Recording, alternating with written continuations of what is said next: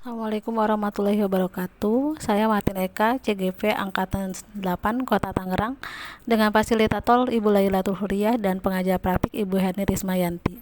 Kali ini saya akan membuat video tentang aksi nyata modul 1.4 budaya positif, diseminasi budaya positif dan membuat keyakinan kelas. Rancangan tindakan aksi nyata yaitu latar belakang. Murid pada umumnya tidak menyukai peraturan, karena selama ini jika mereka melakukan pelanggaran, maka akan mendapatkan hukuman, dan itu akan mempermalukan mereka di depan murid lain dan guru. Tujuan aksi nyata 1.4 yaitu 1. Menciptakan murid yang merdeka dalam proses pembelajaran. 2. Menumbuhkan budaya positif di sekolah dengan meyakini nilai-nilai kebajikan. Tolak ukurnya yaitu 1. Terbentuknya keyakinan kelas melalui kegiatan kesepakatan kelas yang dilakukan oleh wali kelas dengan muridnya. 2. Murid mampu menerapkan dan menjalankan keyakinan kelas yang telah mereka buat supaya dapat menjadi budaya positif di sekolah. Ini masa tindakan yaitu 1.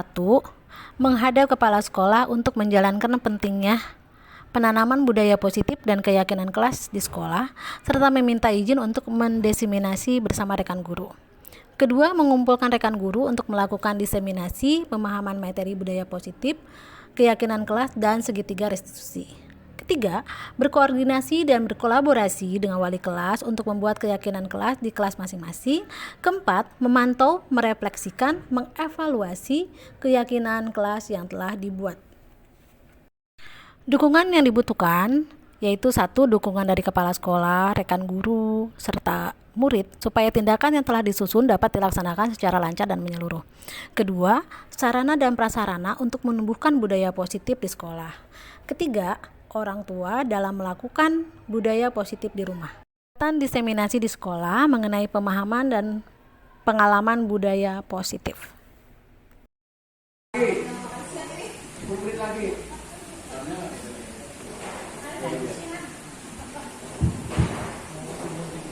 Assalamualaikum warahmatullahi wabarakatuh.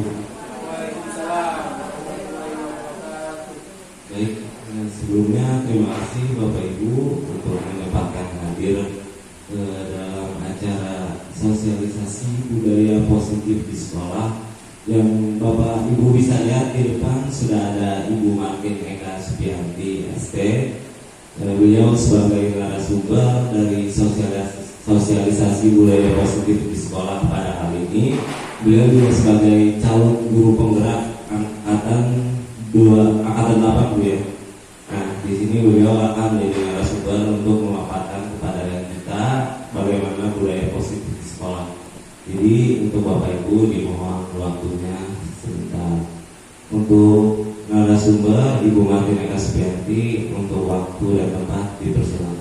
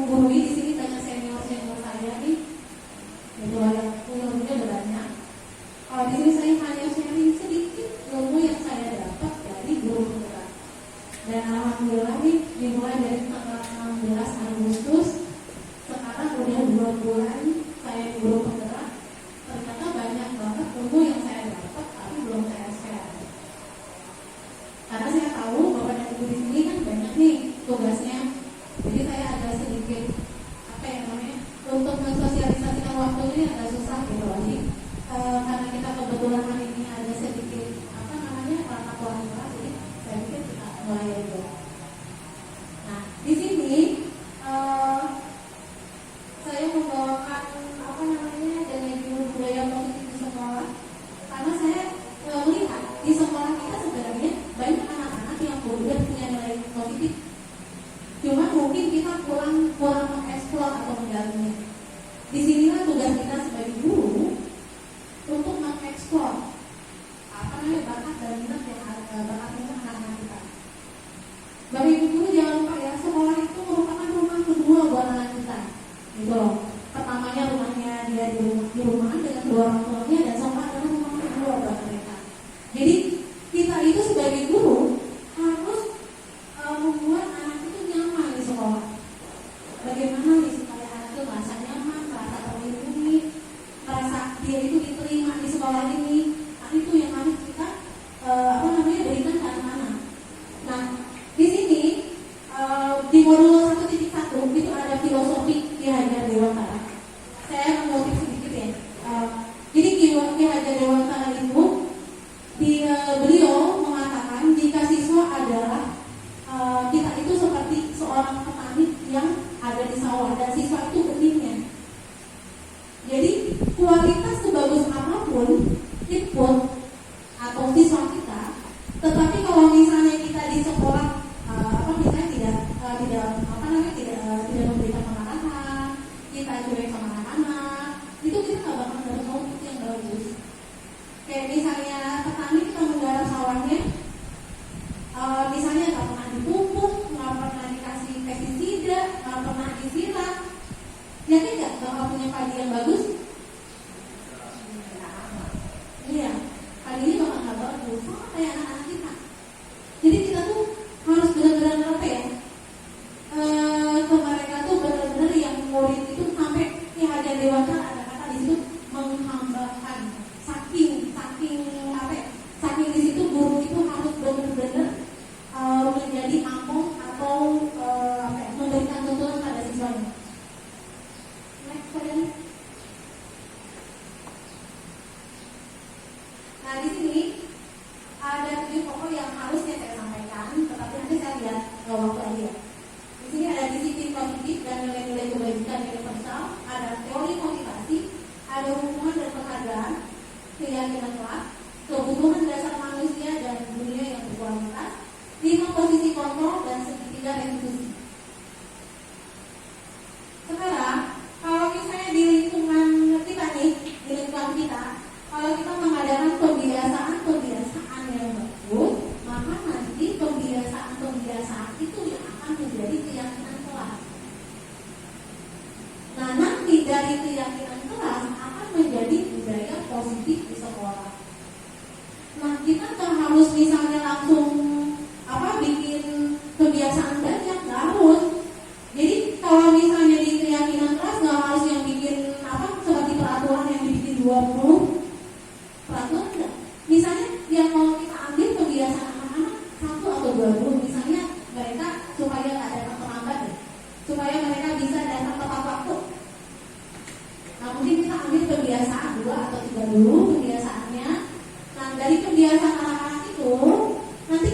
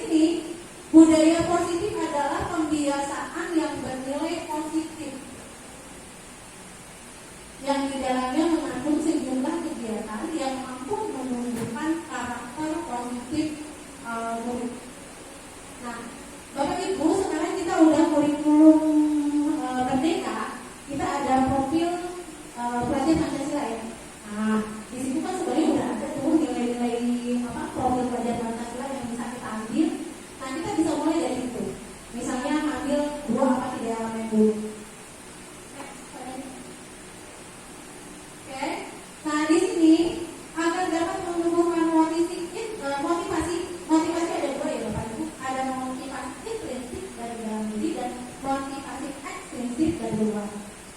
Nah di sini yang paling penting sebenarnya motivasi intrinsik dari dalam yang luar. Kalau motivasi yang ekstrinsik itu biasanya dari luar. Kalau intrinsik dari luar. Next ada nih. Oke. Tujuan budaya positif yaitu mewujudkan pembelajaran yang berpihak pada murid, terciptanya disiplin positif, terwujudnya suasana yang nyaman di kelas untuk menciptakan budaya yang positif. Indikatornya yaitu murid mampu membuat kesepakatan kelas sesuai dengan nilai-nilai profil Pancasila, pelajar Pancasila. Murid mampu menjalankan kesepakatan yang dibuat dan terjadi perubahan sikap disiplin positivisme kepada guru atau murid lain. Ini masanya melakukan koordinasi dengan kepala sekolah, rekan sejawat dan wali murid, melakukan diskusi tentang ide-ide keyakinan kelas, merumuskan keyakinan kelas, diseminasi budaya positif dan refleksi kegiatan. Oke, sekarang saya ulang lagi. Teori motivasi ada dua, yang satu ada intrinsik dan ekstrinsik. Yang nomor satu dan nomor dua itu maksudnya ke X untuk menghindari ketidaknyamanan atau hubungan. Yang keduanya untuk mendapatkan imbalan atau penghargaan dari orang lain. Dan yang ketiganya untuk menjadi orang yang mereka inginkan dan menghargai diri sendiri. Nah, yang untuk menghindari ketidaknyamanan, misalnya anak-anak kita kan kalau misalnya apa? Kenapa mereka misalnya datangnya pagi? Mungkin ada anak yang benar-benar sudah terbiasa disiplin dari rumahnya, atau takut dimarahin rumah itu sebenarnya pagi. Takut dimarahin kampus nanti karena takut apa? Datangnya pagi. Berarti di situ ada untuk menghindari ketidaknyamanan. Jadi dia tuh sebenarnya pengen datang siang, cuma karena nggak nyaman dimarahin sama gurunya, dia datang pagi. Itu termasuk motivasi juga sebenarnya. Motivasinya dari luar, bukan dari dalam. Jadi ketika misalnya guru itu nggak ada, hari ini fokus tadi nggak masuk, boleh nyampe aja datangnya karena kan gurunya ada. Anak orang yang dia takutinnya ada. Jadi dia itu termotivasi untuk disiplin karena seseorang, bukan dari dirinya sendiri.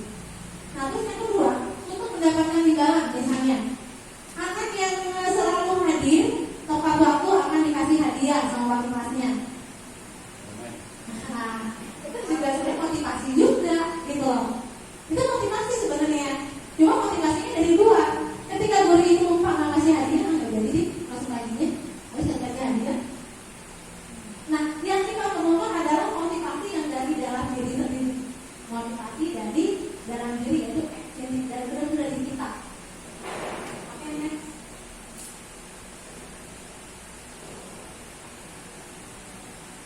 Ini prosedur pembentukan keyakinan kelas.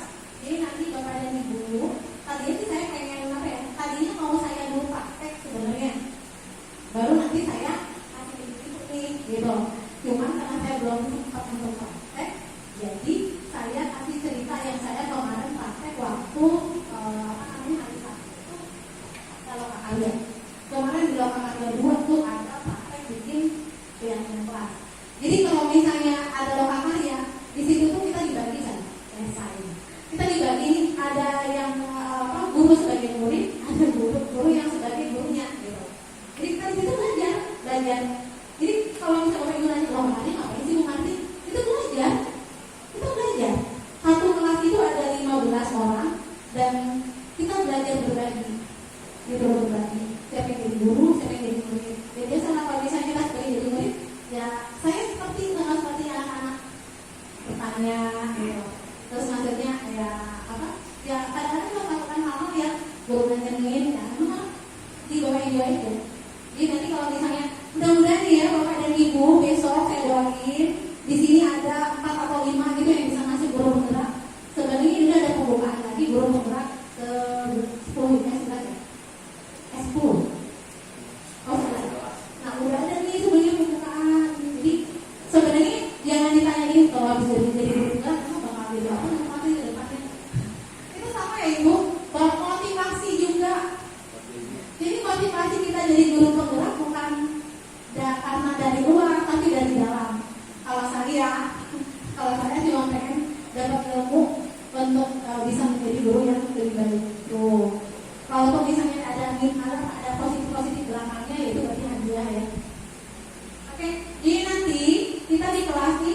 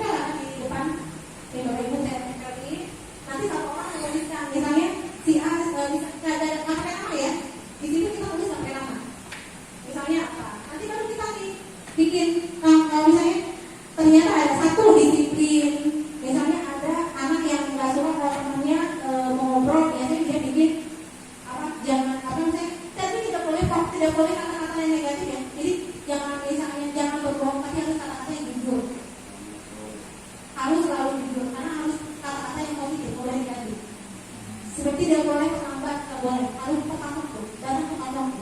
Jadi kata-kata positif yang diambil, tidak boleh negatif. Jadi kalau misalnya ada teman-teman yang berisik, ya itu misalnya pakai kata-kata yang kayak misalnya sekarang ada kan anak-anak yang sering bahasanya bagus ya Bapak Ibu ya. Kayaknya udah ngasih contoh daripada itu kan lihat contoh kayak apa? Ah, ini yang saya bikin keyakinan kelasnya. Satu, menghormati semua orang. Keduanya, menjaga kebersihan kelas dan lingkungan.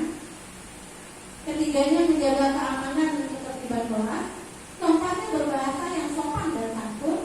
Kelimanya, masuk kelas tepat waktu. Keenamnya, menjaga fasilitas sekolah. Jadi kalau usah banyak-banyak bikin keyakinan kelas 5 poin, 6 poin, nanti bisa berubah lagi. Jadi maksud saya, nanti ibu bapak wali kelas itu bikin di kelasnya bareng anak-anaknya. Nanti tinggal dikasih ke saya, nanti saya bikinin apa namanya? Yang nanti bagi tempel. Apa sih kayak paku ya? Oh boleh, boleh. Pokoknya yang pasti saya tempel di situ besar-besar. Kalau misalnya 1 meter kali 1 meter kecil. Nah nanti ditempel di kelasnya biar anak-anak lihat ya. Jadi, iya, itu hasil karyanya kan karya satu kelas, bukan karya bukunya atau bukan karya siapa itu, karya satu kelas. Gitu. Nanti Bapak dan Ibu boleh bikin, nanti tinggal kasih ke saya, nanti saya bikin. Mau ada gambar apanya boleh. Nanti saya bikinin dan nanti ditempel di kelasnya. Nah, keyakinan Ibu nanti gini, karena itu kesepakatan Bapak Ibu, kesepakatan guru sama siswa. Jadi kan anak juga kalau dihargai dong, ya kan itu yang kita bikin, yang kita pengen. Jadi anak-anak mau menghargai dan yakin kalau itu memang harus dengan keyakinan yang mereka buat, berarti itu mudah-mudahan akan menjadi anak lebih mengikuti keyakinan. Kalau peraturan kan tahu sendiri ya, Bapak Ibu. Kadang jangankan anaknya, siswanya aja, jangankan siswanya, guru aja kadang lupa keyakinan apa namanya, peraturan itu apa aja, poin-poinnya, karena saking banyaknya lupa. Misalnya ada 20, saya aja lupa yang bikinnya, gitu. Tapi kalau misalnya kita cuma 6 atau 5 poin, saya yakin anak akan ingat. Jadi kita bikin ya masih yang di sini awal banget apa nih anak-anak kita. Itu boleh beda. Keyakinan kelas itu nggak harus sama tiap kelas, boleh beda. Karena kan kalau misalnya anak yang siswanya laki-laki semua dengan siswanya yang perempuan itu lain ya. Jadi boleh beda.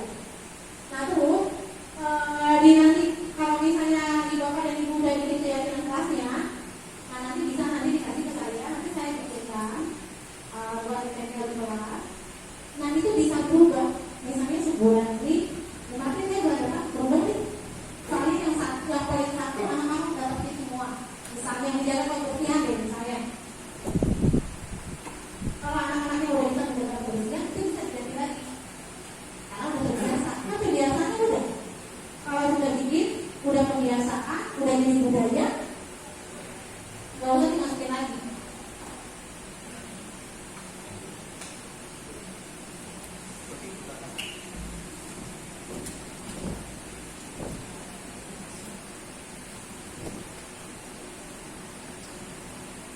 Terus yang kedua tadi 5 kebutuhan dasar manusia.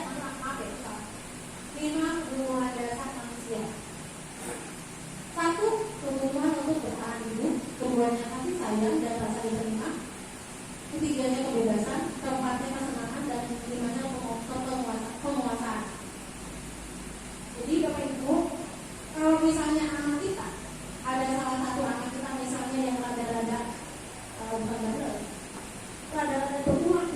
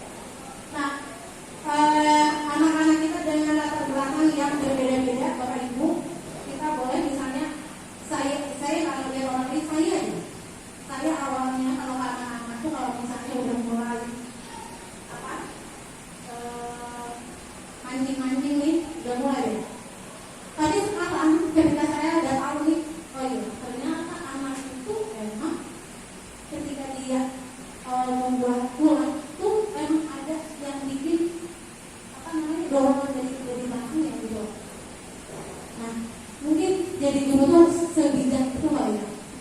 Dan itu yang belum saya punya itu. Saya belum bisa jadi guru yang bijak.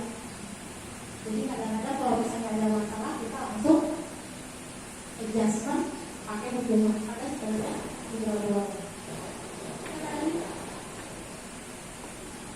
Di sini ada 5 posisi kontrol guru. 1 menghukum, 2 mengeluarkan rasa bersalah, 3-nya teman, keempatnya memantau dan kelima juga.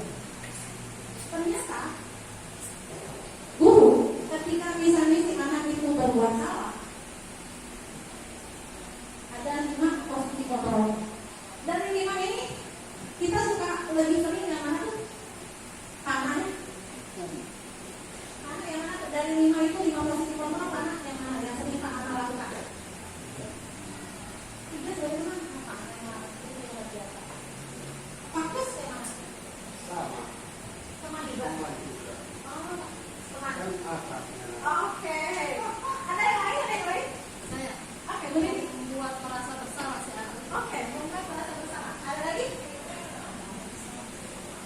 Mas? Kenapa? Oke. Jadi misalnya dia kenapa dia sering terlambat, kita selidikin apa yang bikin dia ya terlambat gitu. Oke. Nggak langsung didukung. Oke. Ada lagi? Apa lagi?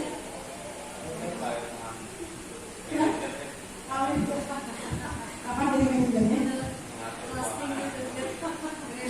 Oke Bapak Ibu, kadang-kadang kita sebenarnya teori yang udah ada tuh kita sudah pakai teori itu, cuma kita iya udah dilaksanakan, cuma kita nggak pernah tahu kalau ada teori sebenarnya. Saya aja pribadi, saya tuh lebih sering ya tadi bukan sama sebenarnya, saya lebih sering ke nomor 1. Itu kesesuaian. Ya, nomor 1 biasanya perusahaan ya. Soalnya karena kita sering ketemu murid, jadi bawaannya tuh betul.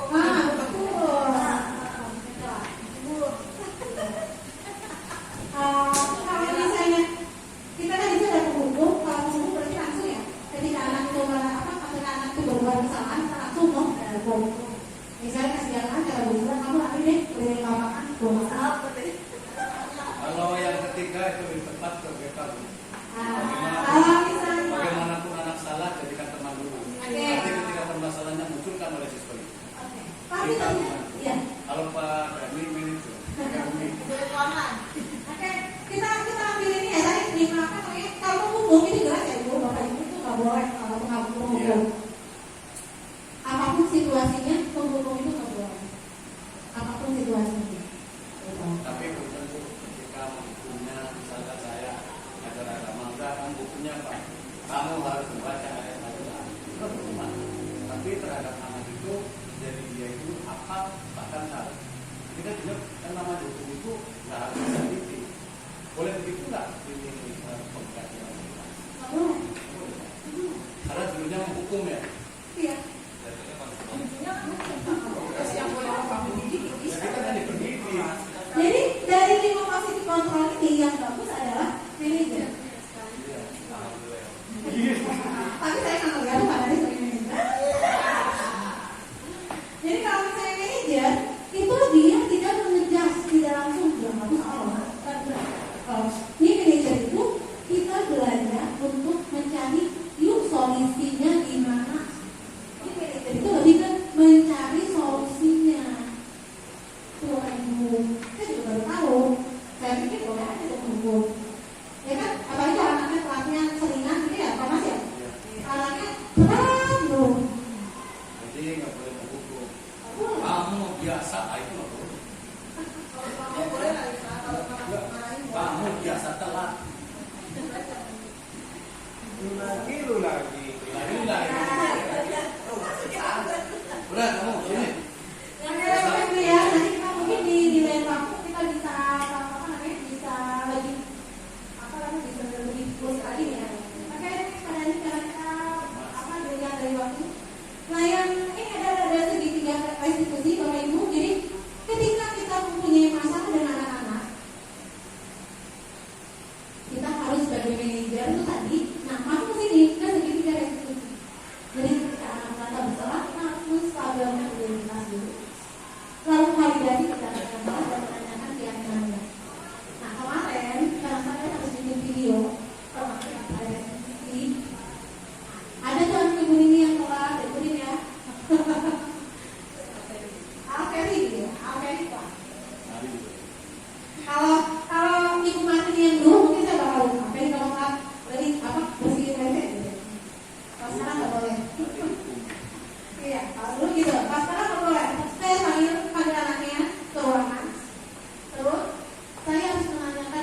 Menstabilkan identitas itu maksudnya apa?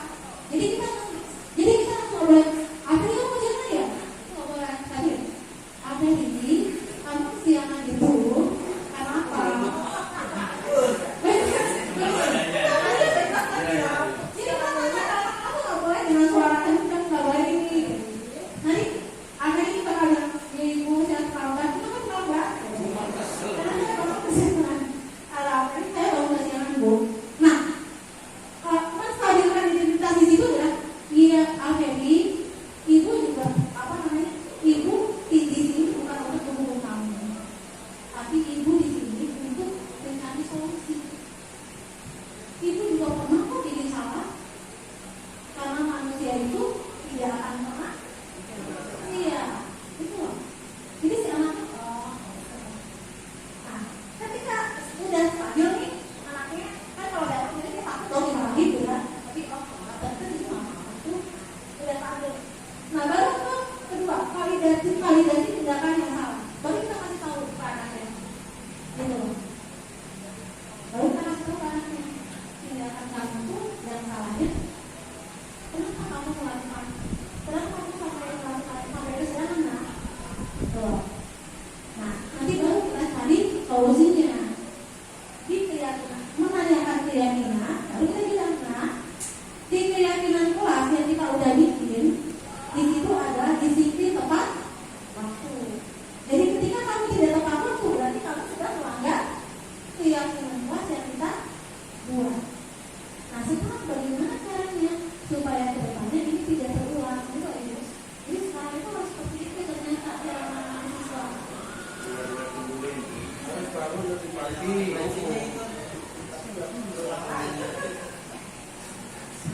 Mungkin apa ya? Bangun lebih pagi tapi nggak bisa.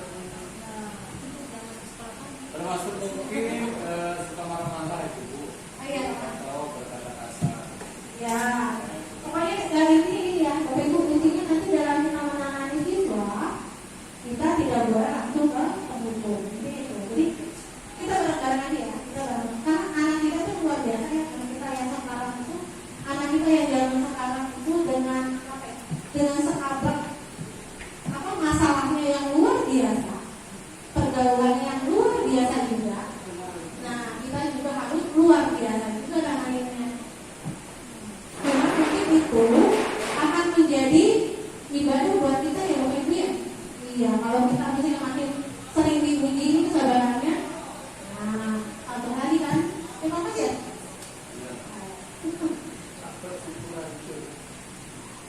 Oke, kita di apa namanya? Mungkin nanti Bapak Ibu bisa apa ya namanya bisa menerapkannya di kelas masing-masing, boleh pakai saat jam pelajaran. Saya kasih waktu seminggu aja kan ya, cukup ya. Jadi nanti di lamaan. Kalau membuat sekedar pertemuan. Oh iya oke. Pokoknya saya paling berarti maksimal ya. Maksimal 1 minggu. Pokoknya Bapak Ibu kalau udah membuat, silakan langsung dikasih ke Pak Dani, nanti kita buatkan. Hari ini Bapak dan Ibu bilang saya langsung besoknya saya bikin. Langsung boleh saya akan buat. Itu ada minimal maksimal waktu. Kenapa? Minimal maksimal ya. Maksimal Kalau Pak. disepakati akan disepakati. Oh, bebas. Bapak Ibu silakan nanti. Maksimal 5. Dikembalikan ke kelas masing-masing. Karena kan siswa-siswanya sudah banyak. Sebelum 5 5 gimana kalau 5? Atau bikin kelompok gitu ya. Kan nanti ada anak yang sama ya yang apa? Langsung ada anak yang sama. Kita bikin ini aja kesepakatan berlima aja. Untuk keyakinan awal, keyakinan kelas yang pertama kita bikin kesepakatan 5 pertama. Oke 5, oke ya 5. Oke Bapak Ibu, apa namanya kita refleksi ini di akhir kegiatan. Terima kasih atas apa namanya atas pertemuannya hari ini. Mudah-mudahan nih bisa bermanfaat buat kita semua. Boleh ada yang mau bertanya mungkin? Oke, boleh Bu. Murid-murid yang cerdas ini. Gak usah pakai itu kali. Biasanya murid satu ada Mas Bu. Mohon maaf, terima kasih ya untuk waktunya buat saya. Ini kan kita baru awal langkah awal aja ya. Untuk kedepannya kita kan nggak tahu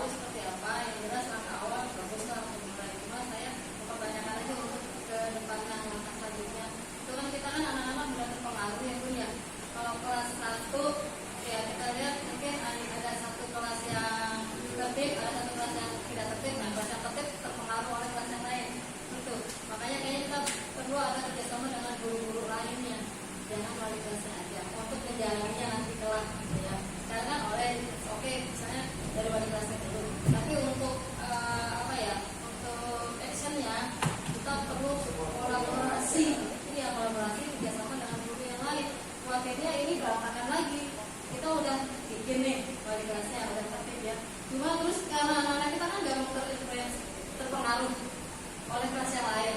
Misalnya contohnya ke kantin misalnya gitu kan. Ada anak yang ke kantin karena jam kos mungkin ya. Nah anak-anak yang ada gurunya bisa jadi kepancing untuk ke kantin juga. Itu yang kadang-kadang bikin apa ya, kacau kondisi. Kita udah pengen yang tertib, yang rapi, cuma karena anak-anak kita kan gampang terpengaruh.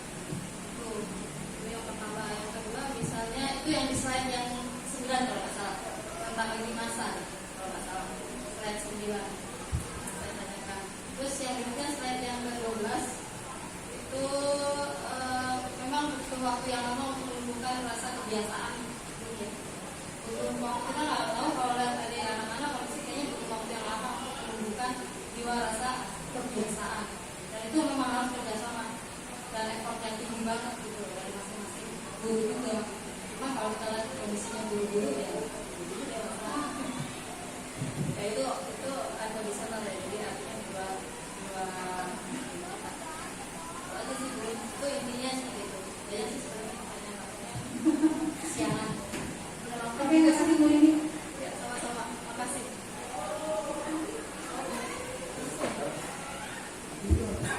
Assalamualaikum warahmatullahi wabarakatuh.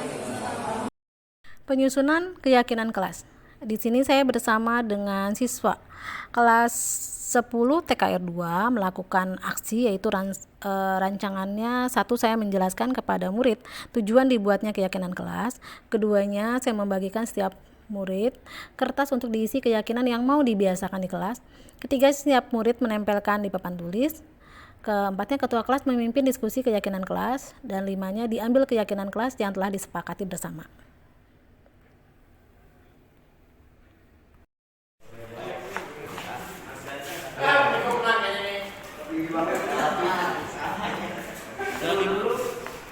Oke, yang udah boleh kalian ditempel di depan. Yang udah boleh tempel di depan. Kayaknya warna hijau oranye doang kayak ini, Bu. Kenapa? Kurang rame, Bu, warnanya. Kurang rame warnanya, oke. Jangan terlalu atas dong sayang, nanti ibu nggak bisa baca kali say. Jangan di atas dong, nanti nggak bisa baca. Itu yang nulis di atas banget siapa? Itu apa? Jangan di atas banget, pindahin ke bawah. Itu siapa yang mau baca di situ? Waduh, kamu mau minta Bu Martin baca di situ ya? Oke.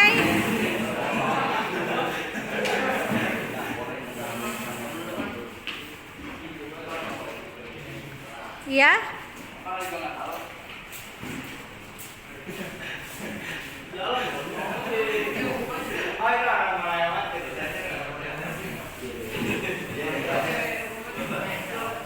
Sikat saya.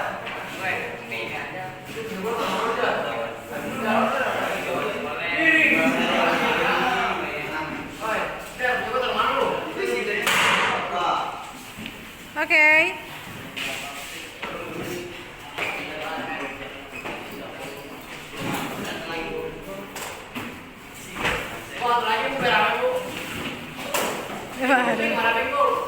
Kenapa?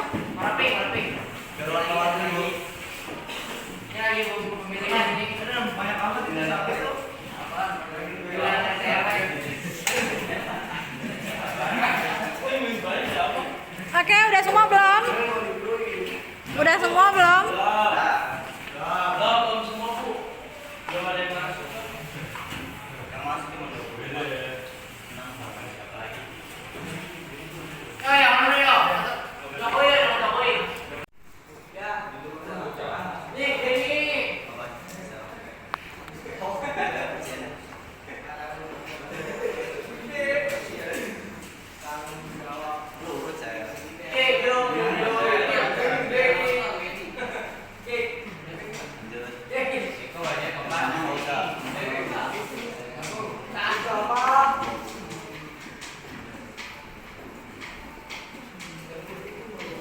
Itu maksudnya menjaga kebersihan kali ya?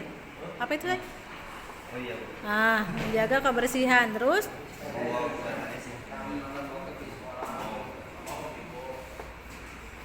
boleh langsung. Dulu itu Oke.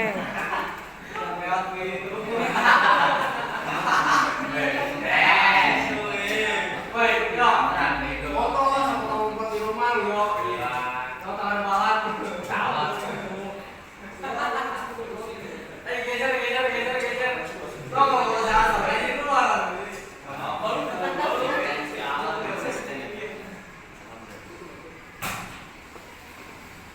Fajar tulisannya bisa sedikit besar? Coba. Segini, Bu. Oke. Jadi RT.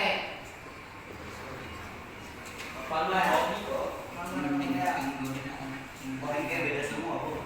Kenapa? Oh, beda semua ya. Berarti kalau beda semua tulis semua. Kalau berbeda semua berarti tulis semua. Tulis semua berarti, Bu.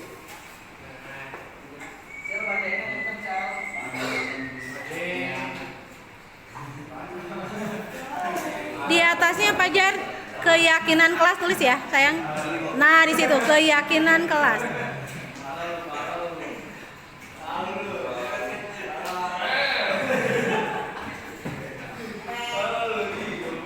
Ini beda nih. Nggak kelihatan, Bu. Kenapa? Ini ada ini. Hapus dong, ya. Nah. Keyakinan kelas 10 TKR. Oh, berarti agak bawah sayang. Atasnya lagi ya. Di mana di sini? Bukan. Di atas tanggung jawab aja, di atas tanggung jawab. Nah, di situ. Keyakinan kelas 10 TKR 2. Keyakinan kelas 10 TKR 2. Dan aku diambil enggak. Ini foto Ki.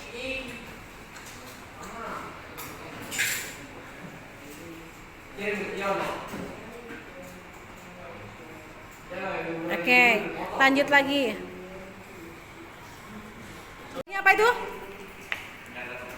Oke, menjaga kebersihan. Nomor 2-nya menjaga kebersihan. Nomor 3. Oke, membawa buku LKS sesuai jadwal. Berarti itu masuk ke tanggung jawab nggak? Iya. Iya? Berarti itu masuk ke tanggung jawab. Nomor 3 masih masuk ke tanggung jawab. Terus nomor 4-nya apa tuh, Tausia? Boleh baca? Belajar lebih konsisten dan tertib. Oke, belajar lebih konsisten dan tertib. Belajar lebih konsisten dan tertib. Berarti Tanggung jawab. boleh kalau itu ditulis. Misalnya belajar. Oke, yang poin 4 boleh masuk. Boleh masuk. Terus ditulis lagi, sayang, ditulis lagi. Belajar lebih konsisten dan tertib. Nomor 5-nya apa? Mendengarkan guru. Berarti masuknya kemana tuh? Ini belajar lebih konsisten. Oke, berarti itu masuk ke nomor 4 ya, ke nomor poin 3 ya. Nah, itu masuk ke situ. Nomor selanjutnya saling menghormati. Oke, itu bisa dimasukin ke poin 4.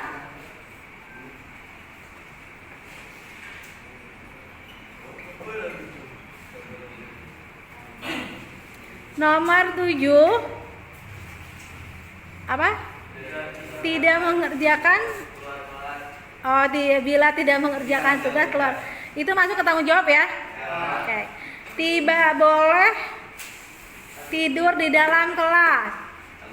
Ini Kalau nggak boleh, kalau misalnya tidak boleh, berarti itu aturannya apa? Nggak boleh ada kata tidak soalnya. Berarti apa? Masuk ke poin berapa itu? Belajar dengan? Iya, belajar konsisten dan tertib ya, masuk ke situ ya. Terus poin tidak boleh nonton apa itu? Emang suka ada ya? Suka ada yang suka nonton ya? ini Bu biasa. Oke, berarti itu dimasukin penggunaan HP sesuai apa namanya? Sesuai dengan fungsinya, masuk ke penggunaan HP. Nah, jadi di situ penggunaan HP sesuai dengan fungsinya. Berarti nggak boleh nonton yang aneh-aneh ya. Memang aneh Bu. Nah itu nonton apa? Tidak boleh nonton yang itu live belanja itu tidak boleh. Tidak boleh berkata kasar. Berarti berkata sopan dan santun. Berkata sopan dan santun. Masukin ke poin berapa itu? Nomor 6 ya berarti. Berkata sopan dan santun.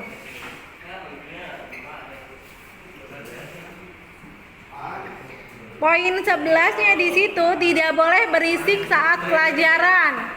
Berarti masuk ke poin 3 ya. Oke. Terus emang suka ada nih.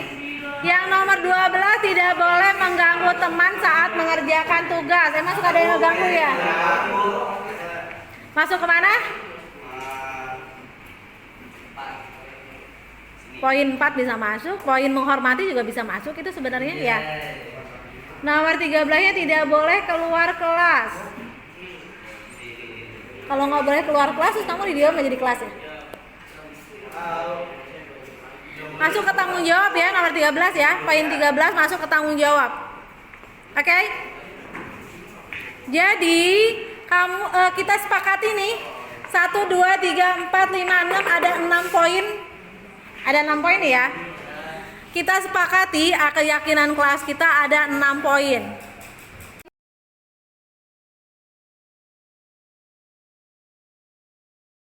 Saya Ibu Rini, salah satu staf pengajar di SMK Fabrik 1, di mana di sini ada Bu Martin selaku CGP. Untuk feedback kegiatan keyakinan kelas cukup bagus karena itu akan menumbuhkan jiwa dari dalam diri si anak, itu menumbuhkan jiwa karakter yang sangat bagus. Demikian, terima kasih. Assalamualaikum warahmatullahi wabarakatuh. Perkenalkan saya Idris Wada selaku staf guru dari kompetensi kalian teknik instalasi tenaga listrik. Saya mendapatkan suatu kegiatan CGP yang diisi oleh Bu Martin, dan saya mendapatkan feedback yang dimana saya selaku guru dapat membuat keyakinan kelas yang dimana itu bertujuan agar siswa di dalam kelas dapat membentuk kepribadian dari dalam dirinya. Sekian, terima kasih. Assalamualaikum warahmatullahi wabarakatuh. Saya Tauzia Fajar, ketua kelas 10 TK2. Kemarin saya dan Bu Martin telah membuat keyakinan kelas. Ternyata ada banyak sekali manfaatnya, yaitu tidak ada sampah lagi di dalam kelas dan teman-teman saling menghargai dan menghormati guru. Sekian dan terima kasih. Assalamualaikum.